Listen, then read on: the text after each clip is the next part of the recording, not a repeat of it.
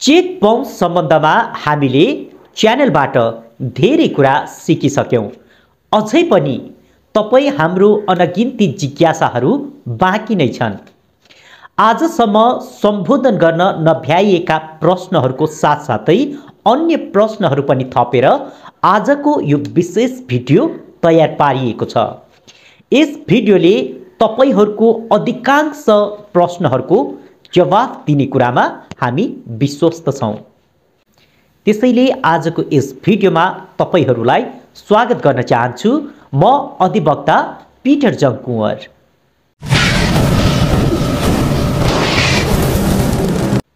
Check bounce भनेको के हो? यही प्रश्नबाट आजको भिडियो सुरु गरौं। तपाईको हातमा भएको चेक साट्नलाई तपाई ब्याङ्कमा जानुहुन्छ र ब्याङ्कले तपाईको चेक नसाटिकन तपाईलाई चेक जस्ताको तस्तै फिर्ता गर्छ भने यो अवस्थालाई चेक बाउन्स भनिन्छ। अर्को प्रश्न छ, चेक बाउन्स हुनु र चेक बाउन्स गराउनुमा कुनै तात्विक अन्तर छ कि छैन? अवश्य पनि छ। ब्याङ्कले तपाईलाई चेक दिएर फिर्ता पठाउँछ भने यो अवस्थालाई चेक बाउन्स भएको भनिन्छ। तर जब तपाईले ब्याङ्कमा आधिकारिक रूपमा चेक बाउन्स गराउनुहुन्छ यस अवस्थालाई चेक बाउन्स गराइएको भनिन्छ। चेक बाउन्स भएको नभएको भनेर कसरी थाहा पाइन्छ? तपाईले ब्याङ्कमा चेक बाउन्स गराउँदा ब्याङ्कले तपाईलाई एउटा कागज दिन्छ। त्यो कागजलाई ब्याङ्क अनुसार अलग अलग नाम दिने गरेको पाइन्छ। कुनै ब्याङ्कले चेक रिटर्न एडभाइस भनेर नामाकरण गरेको पाइन्छ भने कुनै ब्याङ्कले मेमो मात्रै भन्ने गरेको पनि देखिएको छ। त्यस्तै कुनै ब्याङ्कले चेक रिटर्न स्लिप भनेर पनि उक्त कागज दिने गर्छ। चेक बाउन्स गराउनुको फाइदा के हुन्छ? तपाईले आधिकारिक रूपमा चेक बाउन्स गराउनु भयो भने ब्याङ्कले तपाईलाई एउटा कागज दिन्छ। त्यो कागजले तपाईको हितको निम्ति प्रमाणको काम गर्छ। यो एउटा फाइदा भयो। अर्को फाइदा भनेको तपाईले आधिकारिक रूपमा चेक बाउन्स गराउनु भयो भने तपाईले आफ्नो अनुकूलता अनुसार कुनै पनि कानुनी उपचार खोज्न सक्नुहुन्छ। अर्थात् तपाईसँग कानुनी उपचार खोज्ने धेरै विकल्पहरू जीवित रहन्छ। अर्को प्रश्न छ, चेक बाउन्स गराउँदा शुल्क लाग्छ कि लाग्दैन? अवश्य पनि लाग्छ। ब्याङ्क अनुसार चेक बाउन्स गराउँदा 200 रुपियाँदेखि लिएर 300 रुपियाँसम्म शुल्क लिने गरेको पाइन्छ। अर्को प्रश्न छ, चेक बाउन्स गराउँदा लाग्ने शुल्क कसले तिर्नुपर्छ? यदि खातावालको खातामा चेक बाउन्स गराउन पुग्ने रकम बाँकी छ भने त्यही खाताबाट काटिन्छ। अन्यथा ब्याङ्कले चेक बाउन्स गराउने व्यक्तिलाई नै उक्त रकम दाखिला गर्न लगाउन सक्छ। चेक बाउन्स भएको अवस्थामा के कस्तो मुद्दाहरू लाग्न सक्छ? चेक बाउन्सको विषयमा धेरै मुद्दाहरू लाग्न सक्छ। चेक अनादरको मुद्दा लाग्न सक्छ, ब्याङ्किङ कसुरको मुद्दा लाग्न सक्छ, लेनदेनको मुद्दा लाग्न सक्छ। त्यस्तै ठगीको मुद्दा पनि चेक बाउन्सको कारणले उठान हुन सक्छ। तर चेक बाउन्सको विषयमा ठगीको मुद्दालाई उठान गर्ने सिफारिस मैले कहिले पनि गर्ने गरेको छुइनँ। यसको कुनै खास कारणहरू छन्। अर्को प्रश्न छ, चेक कति पटक बाउन्स गराउनु पर्छ? कानुनी रूपमा तपाईले 2 पटकसम्म चेक बाउन्स गराउनु भयो भने पर्याप्त हुन्छ।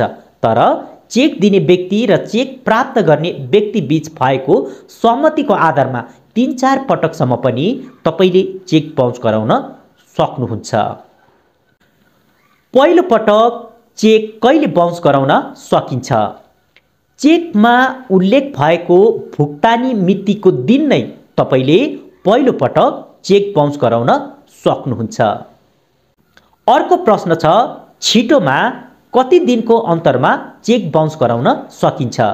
पहिलो पटक चेक बाउन्स भएको मितिले 2 कार्यदिन छोडेर तपाईले दोस्रो पटक र त्यसको 2 कार्यदिन छोडेर तेस्रो पटक चेक बाउन्स गराउन सक्नुहुन्छ। अर्को प्रश्न छ, ढिलोमा कति दिनको अन्तरमा चेक बाउन्स गराउन सकिन्छ? पहिलो पटक चेक बाउन्स गराउनु भएको मितिले ढिलोमा 10 दिन 15 दिन महिना दिनको फरकमा पनि तपाईले दोस्रो पटक तेस्रो पटक चेक बाउन्स गराउन सक्नुहुन्छ। अर्को प्रश्न छ, कति समय अवधिभित्र चेक बाउन्स गराइसक्नुपर्छ? तपाईले चेकमा उल्लेखित भएको भुक्तानी मितिको आधारमा तपाईले 6 महिनाभित्र चेक बाउन्स गराइसक्नुपर्छ। अर्को प्रश्न छ, 6 महिनाभित्र चेक बाउन्स गराउन सकिएन भने के हुन्छ? 6 महिनाभित्र तपाईले आधिकारिक रूपमा चेक बाउन्स गराउन सक्नु भएन भने तपाईले त्यस उपरान्त कहिले पनि चेक बाउन्स गराउन सक्नुहुन्न। अर्को प्रश्न छ, चेक बाउन्स फिर्ता हुन्छ कि हुँदैन? चेक बाउन्स भनेको एउटा अवस्था मात्रै हो, यो कुनै पनि कानुनी कारबाही होइन। त्यसैले चेक बाउन्स फिर्ता लिने कुनै पनि कानुनी प्रावधान छैन र चेक बाउन्स गराउँदैमा पनि खातावाललाई कुनै पनि किसिमको कारबाही हुने होइन र चेक बाउन्स फिर्ता लिँदैमा पनि चेक फिर्ता लिने व्यक्ति र चेक दिने व्यक्ति दुवैलाई कुनै पनि किसिमको लाभहानि हुँदैन। त्यसैले चेक फिर्ता लिनु नलिनुको कुनै पनि कानुनी अर्थ पनि छैन। अर्को प्रश्न छ, चेक बाउन्स भयो भने चेक दिने व्यक्ति पक्राउ पर्छ कि पर्दैन? मैले भर्खरै पनि भने चेक बाउन्स भनेको कुनै पनि किसिमको कानुनी कारबाही होइन, यो एउटा अवस्था मात्रै हो। त्यसैले चेक बाउन्स हुँदैमा खातावाललाई राज्यको कुनै पनि निकायले पक्राउ गर्न सक्दैन। चेक बाउन्स गराउँदैमा चेकमा उल्लेखित रकम प्राप्त गर्न सकिन्छ कि सकिँदैन? मैले फेरि पनि दोहोऱ्याउँदैछु, चेक बाउन्स भनेको कुनै पनि कानुनी कारबाही होइन, कुनै पनि कानुनी उपचारको विकल्प होइन। त्यसैले चेक बाउन्स गराउँदैमा चेकमा उल्लेखित रकम प्राप्त भइहाल्छ भन्ने कुराको कुनै पनि ग्यारेन्टी हुँदैन। चेक बाउन्स गराइसकेपछि चेक दिने व्यक्तिले तपाईको रकम दिनुभयो भने दिनुभयो, नत्र चेक बाउन्स गराएकै आधारमा चेकमा उल्लेखित रकम प्राप्त हुने कुनै पनि सम्भावना हुँदैन। अर्को महत्त्वपूर्ण प्रश्न छ, चेक पनि दिइयो र चेकमा उल्लेखित रकम केही समयपछि ह्यान्ड क्यासै दिएको अवस्थामा चेक लिने व्यक्तिले चेक बाउन्स गराउन सक्छ कि सक्दैन? यो एउटा मान्छेको नैतिकतासँग जोडिएको प्रश्न भयो। यदि उक्त चेक दिने व्यक्तिले फिर्ता नलिएको अवस्थामा चेक जिम्मा लिने व्यक्तिले चाहेको अवस्थामा चेक बाउन्स गराउन सक्छ। र अर्को प्रश्न छ यहीसँग रिलेटेड, चेक पनि दिनुभयो, त्यसको केही समयपछि चेकमा उल्लेखित रकम ह्यान्ड क्यास दिनुभयो, चेक प्राप्त गर्ने व्यक्तिले चेक बाउन्स गराएर मुद्दा हाल्यो भने के गर्ने? यस्तो अवस्थामा उक्त मुद्दालाई फेस गर्नुको कुनै पनि विकल्प छैन। अर्को महत्त्वपूर्ण प्रश्न छ, तपाईले चेक दिनुभयो र जसलाई चेक दिनुभयो उहाँको ब्याङ्क खातामा तपाईले चेकमा उल्लेखित रकम डिपोजिट गरिदिनु भयो। यस्तो अवस्थामा चेक प्राप्त गर्ने व्यक्तिले चेक बाउन्स गराएर मुद्दा हाल्न सक्छ कि सक्दैन? यो पनि नैतिकतासँग जोडिएको प्रश्न भयो। त्यसैले चेक प्राप्त गर्ने व्यक्तिले चाहेको खण्डमा यस अवस्थामा पनि चेक बाउन्स गराउन सक्नुहुन्छ।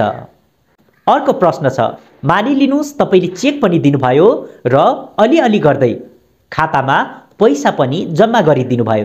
यस्तो अवस्थामा चेक प्राप्त गर्ने व्यक्तिले उक्त चेक बाउन्स गराउन सक्छ कि सक्दैन? चेकमा उल्लेखित रकम भुक्तानी लिन जाँदाखेरि रकम अपर्याप्त भएको कारणले चेकमा उल्लेखित रकम भुक्तानी हुन सकेन भने चेक प्राप्त गर्ने व्यक्तिले यस्तो अवस्थामा पनि उक्त चेक बाउन्स गराउन सक्छ। अर्को प्रश्न छ, कुन कुन चेक बाउन्स गराउन सकिन्छ?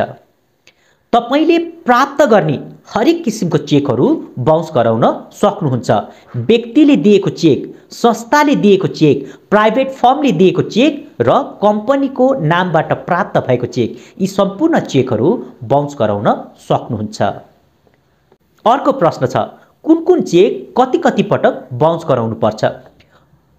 जुनसुकै चेक होस्, कम्पनीले दिएको चेक, व्यक्तिले दिएको चेक, प्राइभेट फर्मले दिएको चेक, संस्थाले दिएको चेक, संस्थानले दिएको चेक, यी सम्पूर्ण चेकहरू तपाईले कानुनी रूपमा 2 पटक बाउन्स गराउनु पर्याप्त हुन्छ, तर तपाईहरू बीचको समझदारीताको आधारमा 3 देखि 4 पटकसम्म पनि चेक बाउन्स गराउन सक्नुहुन्छ। कुन चेक कसरी बाउन्स गराउनु पर्छ? अर्को प्रश्न छ। तपाईले प्राप्त गर्ने जुनसुकै किसिमको चेक होस्, यी सम्पूर्ण चेकहरू एउटै तरिकाले बाउन्स गराउन सक्नुहुन्छ। अर्को प्रश्न छ। विदेशबाट चेक बाउन्स गराउन सकिन्छ कि सकिँदैन? अवश्य पनि सक्नुहुन्छ। त्यसको लागि तपाईहरूले एउटा कानुनी कागज तयार गर्नुपर्ने हुन्छ। अर्को प्रश्न छ। कुन तरिकाले चेक बाउन्स गराउन सकिन्छ? सम्बन्धित ब्रान्चको सम्बन्धित ब्याङ्कमा गएर पनि तपाईले उक्त चेक बाउन्स गराउन सक्नुहुन्छ।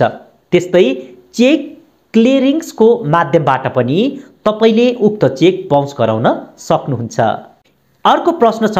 एउटा जिल्लाको चेक अर्को जिल्लाबाट बाउन्स गराउन सकिन्छ कि सकिँदैन? अवश्य पनि सकिन्छ, तर बाउन्स गराउनुभन्दा अगाडि तपाईले भविष्यको लागि पनि पक्कै पनि विचार गर्नुपर्ने हुन्छ। के कस्तो भविष्यको लागि विचार गर्ने त? यसको लागि तपाईले आफूलाई विश्वास लागेको र सम्बन्धित विषयमा दक्ष कानुन व्यवसायीसँग कानुनी परामर्श भने लिनै पर्ने हुन्छ। अर्को प्रश्न छ। आफूले दिएको चेक बाउन्स भयो भने के कुरामा सतर्क हुनुपर्छ? यस्तो अवस्थामा जुनसुकै बेलामा तपाईको विरुद्धमा जुनसुकै मुद्दा दर्ता हुन सक्छ भन्ने कुरामा तपाई विशेष रूपमा सतर्क हुनुपर्छ। यी थिए आजको 30 वटा प्रश्न अनि 30 वटा प्रश्नको जवाफहरू। आशा गर्छु यस भिडियोबाट तपाईहरूले धेरै कुरा सिक्नुहुनेछ र आफ्नो जिज्ञासाको समाधान प्राप्त गर्नुहुनेछ। भिडियो मन पर्यो भने भिडियोलाई अवश्य पनि धन्यवाद स्वरूप लाइक गर्नुहोला।